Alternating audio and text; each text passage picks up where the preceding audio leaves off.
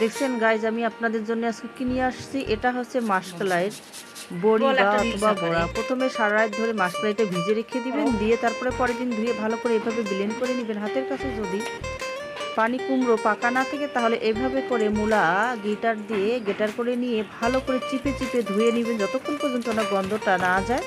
তারপরে এভাবে একসঙ্গে মিক্স করবেন, মিক্স করে নাড়তে থাকবেন 20 থেকে 15 মিনিটের মতো। যতক্ষণ কৃমি ভাব আসতেছে না ততক্ষণ এভাবে ফেটায় নিতে হবে। যতক্ষণ দেখবেন যে কৃমি ভাব হয়ে গেছে, পাতলা পাতলা হয়ে গেছে, তখন এভাবে করে চুলার মধ্যে আপনারা বড়ি বানিয়ে মাছ দিয়ে শীতের সময় আরামে খেতে